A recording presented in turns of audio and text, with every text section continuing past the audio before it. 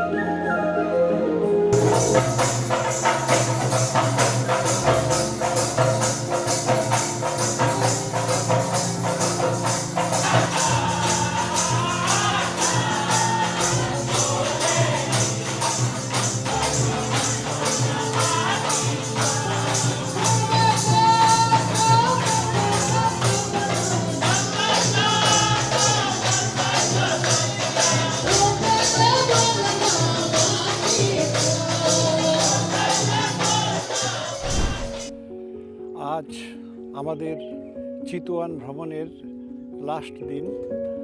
আজকে আমরা চিতওয়ান থেকে হোটেলে চেক আউট করে আমরা যাব লুম্বানি। এখান থেকে লুম্বানি 150 কিলোমিটার। আর আমরা লুম্বানিতে যাব যে গাড়িটি করে, সেই গাড়িটি আমার সাথেই রয়েছে। এই হলো আমাদের ইনোভা গাড়ি। এই গাড়িতে করেই আমরা লুম্বানি যাচ্ছি।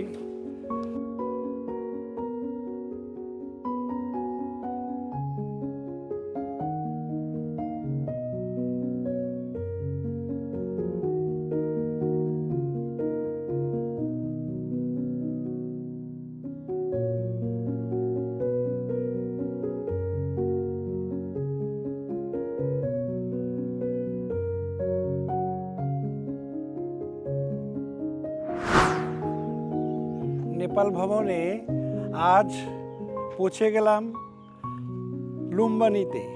লুম্বানি ভগবান বুদ্ধের জন্মস্থান। এখানে আমরা একদিন থাকব এবং বিভিন্ন দর্শনীয় স্থানগুলো আমরা দেখব। আর আমরা যে হোটেলে থাকব, হোটেলের নাম হচ্ছে hotel the Holi birth. Hotel the Holi birth, এই হোটেলেই আমরা থাকব। হোটেল লুম্বানিতে আমরা যে রুমে থাকছি, এটা হচ্ছে সেই রুম।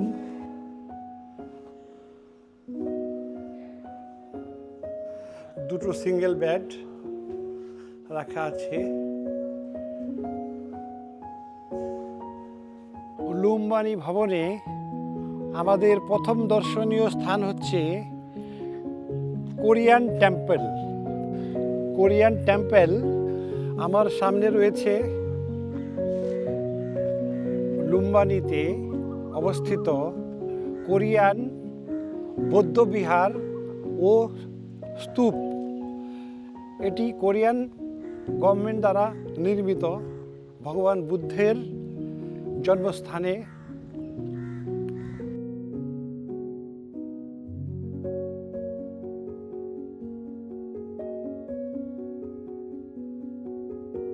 এটি হলো কোরিয়ান টেম্পলের ভেতরের অংশ।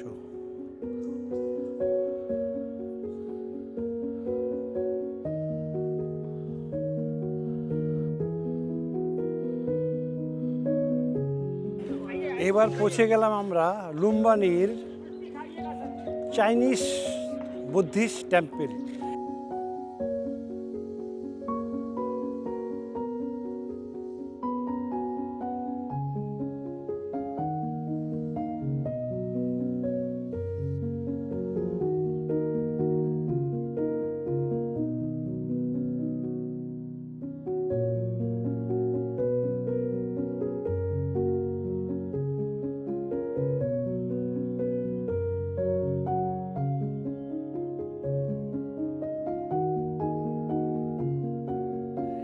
চাইনিজ টেম্পলের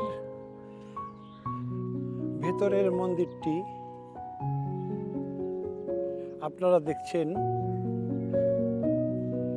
এটি হলো মূল মন্দির।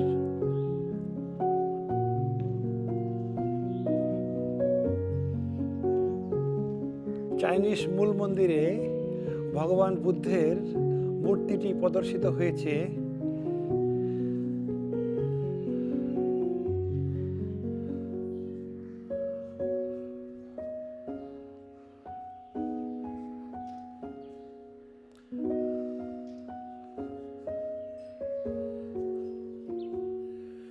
বিশাল আয়তনের মন্দির প্রাঙ্গণ।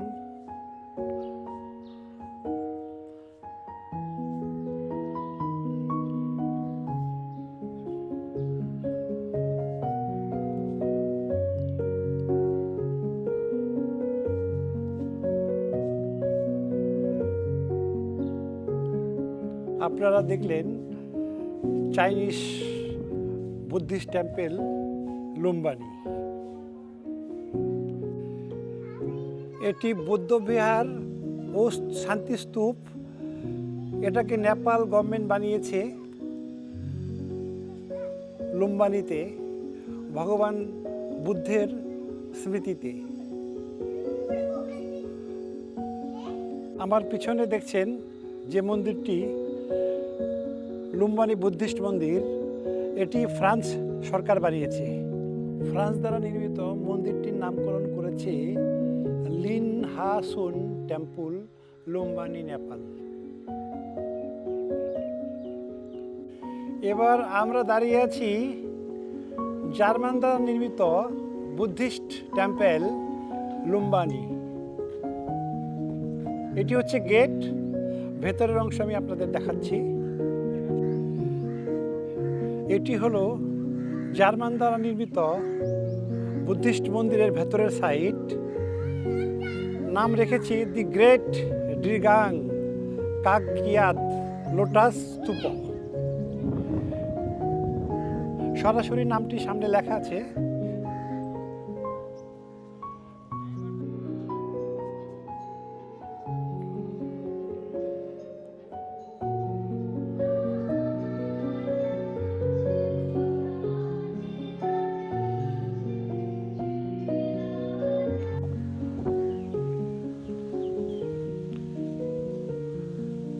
আমরা এসে গেছি জাপানিজ মনেস্ট্রিতে।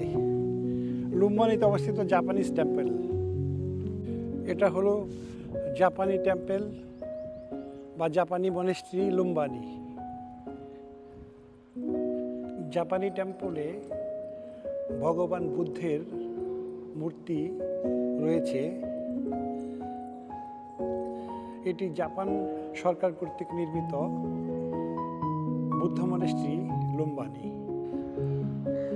আমরা এবার পৌঁছে গেলাম লুম্বানিতে অবস্থিত নেপাল বিজরায়ানা মহাবীর।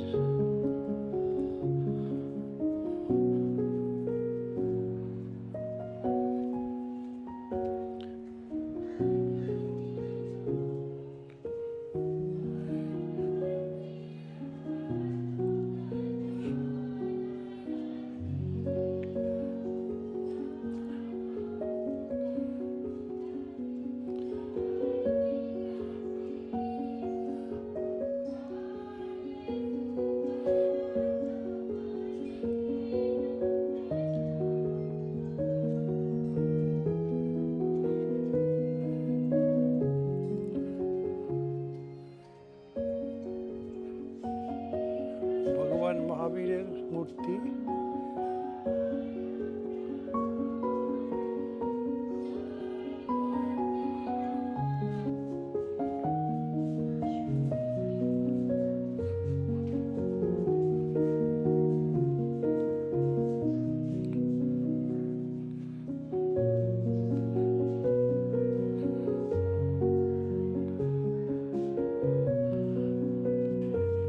এখন আমরা পৌঁছে গেছি লুম্বানিতে অবস্থিত বুদ্ধিস্ট টেম্পল, যেটি থাই সরকার বানিয়েছে, থাইল্যান্ড দ্বারা নির্মিত। এটা হলো সেই মন্দির যেটি থাইল্যান্ড গভর্নমেন্ট বানিয়েছে।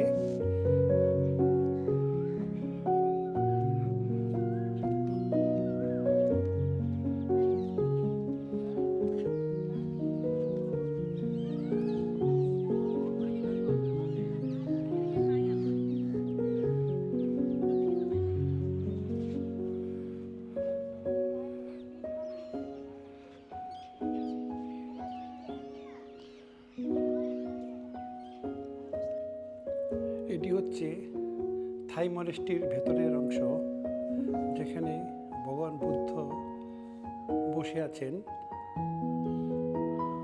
উপরে।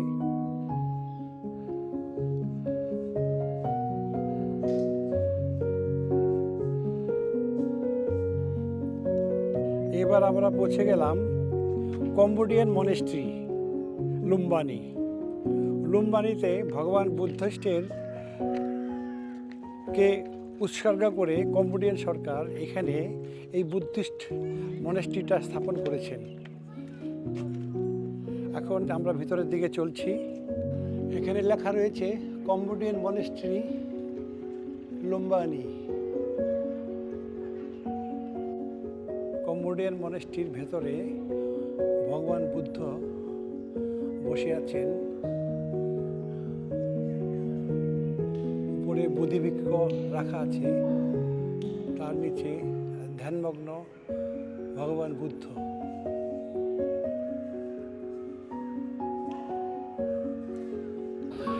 এখন আমি দাঁড়িয়ে রয়েছি মায়াদেবী মন্দিরের পাশে। এটি লুম্বানির প্রধান মন্দির, যেখানে বুদ্ধের জন্মের সঠিক স্থানটি চিহ্নিত করা হয়েছে। ভেতরে আমরা গিয়েছি, কিন্তু ভেতরে ফটোগ্রাফি নিষেধ, এবং এর পাশেই একটা পুষ্করিণী আছে। এই যে পুষ্করিণী,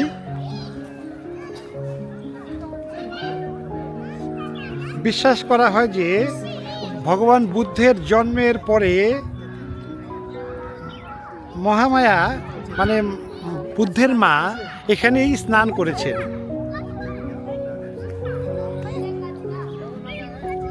তাহলে এখানে হচ্ছে বুদ্ধের জন্ম, আর এই পাশে যে পুকুরটি দেখালাম সেখানে ভগবান বুদ্ধের মা মহামায়া এখানে স্নান করেছেন তার জন্মের পরে। এবার আমরা রয়েছি লুম্বানিতে অবস্থিত অশোক স্তম্ভ। এটি মহামায়া দেবী মন্দিরের পাশেই অবস্থিত অশোক স্তম্ভ।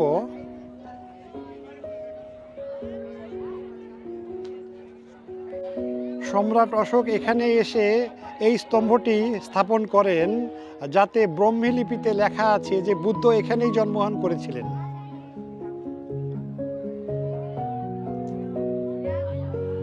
এই অশোক স্তম্ভ থেকে মায়াদেবী মন্দিরের দূরত্ব মাত্র 15 ফিট। আর মায়াদেবীর ভিতরেই ভগবান বুদ্ধের জন্ম বলে জানা যায়। কিন্তু সম্রাট অশোক এসে এখানে স্তম্ভটি নির্মাণ করে এটি ভগবান বুদ্ধের জন্মস্থান বলে ঘোষণা দেন।